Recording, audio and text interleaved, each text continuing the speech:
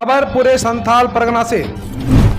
दुमका से लुइस मरांडी व योगेश्वर महतो बेरमो से होंगे भाजपा प्रत्याशी, औपचारिक घोषणा होना बाकी। झारखंड में 2 सीटों के लिए होने वाले उपचुनाव में भाजपा पुराने प्रत्याशियों पर ही दांव लगाएगी, यह तकरीबन तय हो गया है। दुमका से पूर्व मंत्री लुइस मरांडी का नाम पहले ही तय माना जा रहा था।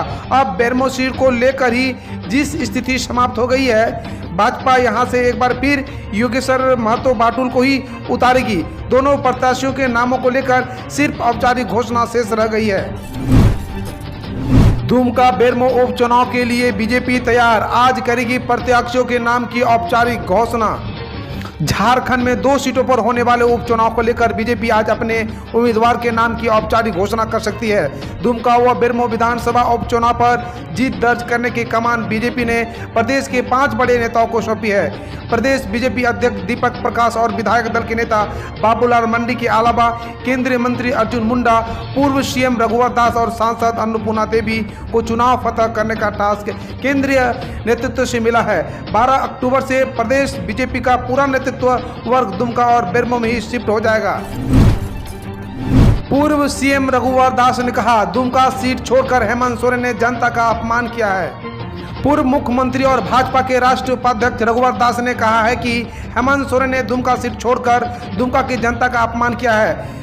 तलहई और दुमका में भाजपा के महिला चौपाल कार्यक्रमों को संबोधित करते हुए रघुवर दास ने कहा कि जनादेश का अपमान करने वाले जामुओं को उपचुनाव में सबक सिखाएं। उन्होंने कहा कि 40 साल से जामुओं के नेता दुमका से सांसद, विधायक और मुख्यमंत्री होते रहे, पर जनता का कोई काम नहीं किया। विगत 9 महीना के हेमंत सोरेन सरकार को उपचुनाव में जनता के सवालों का जवाब देना होगा। दुमका उपचुनाव को लेकर वाहनों की जांच शुरू। दुमका और बेरमो उपचुनाव को लेकर तालदारी थाना क्षेत्र के कल्याण चक महाराजपुर सड़क पर शहीद चौक के पास वाहन जांच अभियान चलाया गया। थाना प्रभारी वीर बादल ने कहा कि ड्राइविंग लाइसेंस, हेलमेट, गाड़ी के कागजात, प्रदूषण संबंधी कागजात, ऑनर बुक आदि की जांच की गई। कुछ वाहनों की डिक्की खोलकर भी जांच की गई। कुछ ऑटो में निर्धारित संख्या से अधिक यात्रियों के बैठाने पर भी चेतावनी दी गई।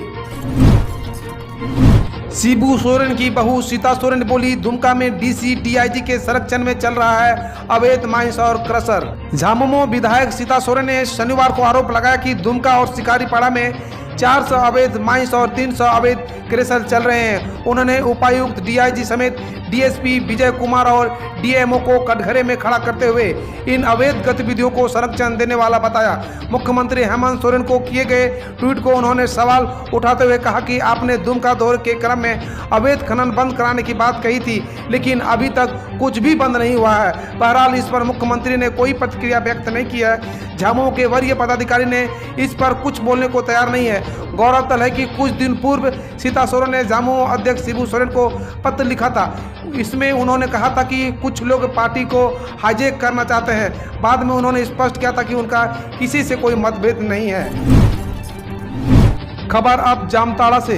गांवार जामताड़ा के साइबर अपराधी बड़े बड़े अधिकारी से मंत्री तक को बनाते हैं मूर्ख। कुतुबुल ने किया खुलासा।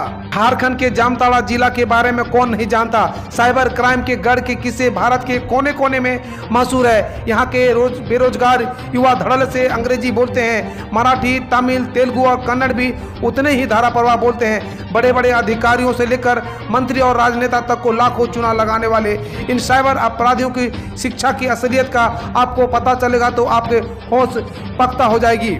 जी हाँ, ये साइबर क्रिमिनल्स अनपढ़ गवार होते हैं। पंजाब के मुख्यमंत्री कैप्टन अमरिंदर सिंह की पत्नी और लोकसभा के सांसद परनीत कौर के स्टेट बैंक ऑफ इंडिया के खाता से बातों बातों में 23 लाख रुपये उड़ा लेने वाले कुतुबुल अंसारी ने पुलिस के सामने यह खुलासा किया। साइबर क्राइम की दुनिया के जाने माने 2 नाम कुतुबुल अंसारी और बद्री मंडल, इन दोनों ने पुलिस के सामने खुलासा किया है कि इस अपराध को अंजाम देने वाले लोग कतई हाईटेक नहीं है। सुदृढ़ टेक्नोलॉजी से लैस उनका कोई कार्यालय भी नहीं होता है। तकनीकी ज्ञान भी उनका बहुत नहीं होता। साइबर अपराध से जुड़े जामताड़ा के अधिकतर युवा अंगूठा छाप मुश्किल से 5वीं पास ही होते हैं। कोरोना पॉजिटिव पाए जाने पर फुरकान अंसारी इलाज के लिए रांची के आलम अस्पताल में भर्ती। पूर्व सांसद फुरकान अंसारी को कोरोना संक्रमण होने के बाद रांची के आलम हॉस्पिटल में भर्ती कराया गया है। उनका इलाज कर रहे डॉक्टर मनमोहन की माने तो फुरकान अंसारी के स्वास्थ्य में 2 से 3 दिनों में सुधार होने की संभावना है। मौके पर उसके साथ उनके बड़े बेटे एवं जामताड़ा विधायक डॉक्टर इरफान अंसारी लगातार बने हुए हैं। कार्यकर्ता व समर्थक हालचाल लेने पहुंच रहे हैं, लेकिन कोविड को लेकर किसी से मिलने की अनुमति नहीं है। विधायक फुरकान ने सभी से आग्रह किया है कि फुरकान अंसारी के लिए दुआ और प्रार्थना करें ताकि वे जल्द सकुशल होकर सबके लिए बीच में आए। Cyber fraud, online bank fraud calls. पिछले कुछ सालों में बैंक कॉल फ्रॉड की घटनाएं काफी ज्यादा बढ़ी है। साथ ही ऑनलाइन फ्रॉड देने वाले गैंग जैसे जामताड़ा गैंग भी अपराध की दुनिया में सक्रिय हुए हैं। Online bank fraud calls scam में आपको एक फोन कॉल आता है जिसमें आपकी कुछ बैंक डिटेल्स पूछी जाती है। कॉल करने वाला व्यक्ति खुद को बैंक का कर्मचारी बताता है और अगर आप उसको भी डिटेल्स बता देते हैं तो अगले ही कुछ मिनटों में आपका बैंक अकाउंट खाली हो जाता है। ऐसे सभी फ्रॉड कॉल्स करने वालों से आपको बचाने के लिए गूगल ने वेरीफाइड कॉल्स फीचर लॉन्च किया है। स्वास्थ्य कर्मियों ने वेतन की मांग पर उपायुक्त को सौंपा ज्ञापन। खबर है गोड्डा से। वैश्विक महामारी कोरोना जैसी विषम परिस्थिति में डीएमएफटी के तहत कार्यरत स्वास्थ्य कर्मियों को 7 माह से वेतन नहीं मिलने से आर्थिक तंगी से जूझ रहे स्वास्थ्य कर्मियों ने आईएमए के अधिकारियों के सहयोग से उपायुक्त को आवेदन सौंपा। इस संबंध में स्वास्थ्य कर्मियों ने बताया कि उन लोगों को मार्च माह से वेतन नहीं मिला है। बताया कि वे लोग सदर अस्पताल, गोड्डा महागामा अस्पताल और ठाकुर गंगटी रेफरल अस्पताल आदि अस्पतालों से वेतन की मांग के लिए पहुंचे हैं। स्वास्थ्य कर्मियों ने बताया कि वे लोग अपने घर से कोसों दूर शहर में किराए के मकान में रहकर लगातार अपनी सेवा दे रहे हैं। 7 माह से वेतन नहीं मिलने से उन लोगों के सामने भुखमरी की समस्या उत्पन्न हो गई है। कुछ स्वास्थ्य कर्मियों ने बताया कि उनके सिर पर हजारों रुपए उधार हो गया है। दुकानदार भी अब उधार देने से कतराने लगे हैं। कई स्वास्थ्य कर्मियों के परिवार और बच्चों को मौलिक सुविधा नहीं दिला पा रहे हैं। बताया कि यदि वेतन नहीं मिला तो इस बार दुर्गा पूजा में बच्चों के लिए कपड़ा नहीं खरीद पाएंगे। लॉकडाउन में राशन की कीमत में भी बेहतर वृद्धि हो गई है। विश्व मानसिक स्वास्थ्य दिवस पर लिया नशा मुक्ति का संकल्प। विश्व मानसिक स्वास्थ्य दिवस के अवसर पर शनिवार को बसंत राय प्रखंड के मेदिनी चौक हाट में साइकिल से भ्रमण कर समाज सुधार मंच के अध्यक्ष रामलाल सोरेन, सचिव लतीफ अंसारी एवं सदस्य मनोज कुमार महतो ने लोगों को नशा मुक्त करने के लिए जन जागरूकता अभियान चलाया। इस दौरान लतीफ अंसारी ने आम लोगों को बताया कि इन भौतिकतावादी युग में अधिकतर मनुष्य मानसिक तनाव से गुजर रहे हैं। वहीं कुछ रूढ़िवादी परंपराएं जैसे नशाखोरी एवं दहेज प्रथा से अभी तक मुक्त नहीं हो पाई है। यह नासुक बनकर समाज को खोखला कर रही है। वहीं शिक्षित होने के बाद भी लोग नशाखोरी और आत्महत्या जैसे जघन्य अपराध की ओर दिशा मोड़ लेते हैं। अतः सभी को मिलकर समाज को खोखला कर रहे हैं आदतों और परंपराओं से समाज को बचाने का संकल्प लिया। मौके पर उपेंद्र महतो, पेरू शाह, युवल किशोर, अर्जुन बासफोर, मोहम्मद यासीन, मोहम्मद औरंगजेब, रविंद्र महतो, भोला सिंह, बेटा हास्ता, मोहम्मद रियासल अंसारी ने तंबाकू, गुटखा और शराब छोड़ने का संकल्प लिया। फ्लैग मार्च कर प्रशासन ने दिया कड़ा संदेश। खबर देवघर से। संवादपुर देवघर बाबा मंदिर में पूजा अर्चना को लेकर शनिवार सुबह हंगामे के बाद देर शाम पुलिस की ओर से फ्लैग मार्च किया गया। फ्लैग मार्च कर पुलिस ने व्यवस्था तोड़ने वाले लोगों को कड़ा संदेश दिया। एसडीओ दिनेश कुमार यादव और एसडीपीओ विकास चंद्र श्रीवास्तव के नेतृत्व में फ्लैग मार्च हुआ। मार्च में बाबा मंदिर थाना नगर, थाना कुंडा, थाना प्रभारी जसीडीह थाना और डीडीआ थाना के थाना प्रभारी सहित बड़ी संख्या में जवान शामिल थे। फ्लैग मार्च बाबा मंदिर थाना से निकलकर शिव गंगा मानसिगी फुटओवर ब्रिज होते हुए वेगनाथ गली, लक्ष्मीपुर चौक, बड़ी बाजार, सनवेवल बाजार, पेड़ गली और होते हुए बाबा मंदिर के आसपास निकला गया। मार्च के बाबत एसडीपीओ ने कहा कि लोगों के अंदर सुरक्षा की भावना बनी रहे, इसी को लेकर मार्च निकाला गया। लोगों को यह संदेश देने का प्रयास किया जाता है कि पुलिस उसकी सुरक्षा के लिए तत्पर है। देश भर के भक्तों के लिए खुला बाबा बैद्यनाथ मंदिर का दरवाजा, प्रतिदिन 1000 लोग कर सकेंगे दर्शन।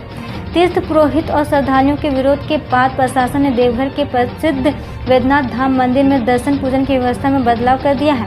अब देश भर के किसी भी हिस्से से आकर श्रद्धालु बाबा धाम में पूजा कर सकेंगे। वहीं पूजा के लिए प्रतिदिन श्रद्धालुओं की सीमा को वही 200 से बढ़ाकर 1000 कर दिया गया है। हालांकि संपर्क पूजा पर अभी रोक जारी रहेगी। नई व्यवस्था आज सुबह से लागू हो गई।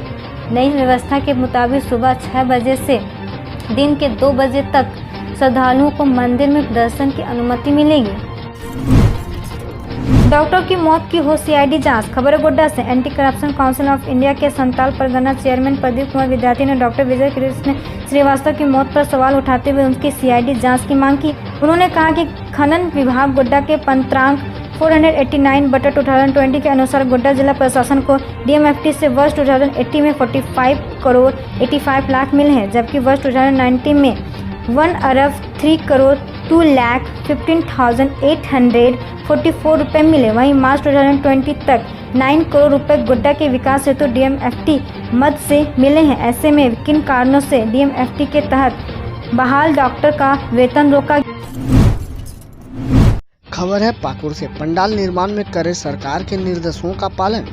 नगर परिषद के कार्यपालक पदाधिकारी गंगाराम ठाकुर ने शनिवार को दुर्गा पूजा को लेकर शहर में तैयार किए जा रहे विभिन्न पूजा पंडालों का निरीक्षण किया। इस दौरान पूजा समितियों को कई निर्देश दिया। कहा कि हिंदुओं के महापर्व दुर्गा पूजा को लेकर शहर में विभिन्न पूजा कमेटी की ओर से पंडाल का निर्माण कराया जा रहा है। इसमें सरकार की गाइडलाइन का पालन करना आवश्यक है। पूजा पंडालों में शारीरिक दूरी के पालन को लेकर कमेटी को विशेष व्यवस्था करने का निर्देश दिया। पूजा पंडालों में स्वच्छता पर विशेष ध्यान रखा जाएगा। पर्व के पूर्व शहर की खराब स्ट्रीट लाइट को ठीक कराया जाएगा। कार्यपालक पदाधिकारी ने शहर के राजापाड़ा, सिंहवानी मंदिर, बड़ी Aliganj, bank colony, railway colony सहित अन्य जगहों का निरीक्षण कर समिति के सदस्यों को कई आवश्यक दिशा निर्देश दिया। खबर बताया जा रहा है कि पाकुड़ से ही है। पंचायत स्वयंसेवक करेंगे आवास योजना का अनुश्रवण। पंचायत स्वयंसेवक को पीएम आवास का अनुश्रवण कर पूरा कराने की जिम्मेदारी सौंपी गई। प्रधानमंत्री आवास योजना का जियो टैगिंग रोजगार सेवक करेंगे। उक्त बातें सदर प्रखंड विकास पदाधिकारी शफीक आलम ने शनिवार को सदर प्रखंड सभागार में आयोजित बैठक के दौरान कही। इस दौरान वीडियो ने सभी पंचायत स्वयंसेवकों को पूर्व के लंबित पीएम आवास को जल्द पूरा करने का निर्देश दिया ताकि निर्धारित समय के अंदर कार्य पूरा किया जा सके। वीडियो ने कहा कि बालू की वजह से पीएम आवास का काम बंद था। बालू उठाव शुरू होते ही लाभुकों से आवास का कार्य पूरा करा लें। एक पंचायत में 3 स्वयंसेवक हैं, तो वैसे पंचायतों में आवास का काम 3 भाग में बांट दिया जाएगा ताकि अधूरे आवास का निर्माण कार्य जल्द पूरा हो सके। वीडियो ने कहा कि पंचायत स्वयंसेवकों के कार्यों की समीक्षा प्रत्येक सप्ताह राशि का भुगतान किया जाएगा। खबर है साहेबगंज के उधवा से। 56 लाख की जगह 56,000 की योजनाएं का अनुमोदन। कंप्यूटर ऑपरेटर की छोटी सी चूक की वजह चालू वित्तीय वर्ष में उधवा प्रखंड की मोहनपुर पंचायत विकास से वंचित रह जाएगी। अब 56 लाख की जगह 56,000 की योजनाओं का अनुमोदन किया जाएगा। इस कारण पंचायत में 55,44,000 रुपये पड़े ही रह जाएंगे। 15वीं वित्त के तहत चालू वित्तीय वर्ष में पंचायत को 56 लाख रुपए का आवंटन मिला था। इसके तहत योजना तैयार का प्लान प्लस वेबसाइट पर अपलोड करना था। पंचायत में कार्यकारिणी की बैठक में 62 योजनाओं की सूची प्रखंड को भेजी गई। 62 योजनाओं के लिए राशि 56 लाख से अधिक हो गई। इस वजह से 2 योजनाओं की छटनी की गई, लेकिन कंप्यूटर ऑपरेटर ने छटनी वाली योजनाओं को अपलोड कर दिया और शेष को छोड़ दिया। 2 योजनाओं को मात्र 56,000 रुपया की है। हम रोज ऐसे ही न्यूज लाते रहेंगे, तो यदि आपने अभी तक क्लीन न्यूज को सब्सक्राइब नहीं किया है तो पहले फटाफट सब्सक्राइब कर लें, साथ ही बेल आइकन को दबा दें ताकि कोई अपडेट मिस ना हो।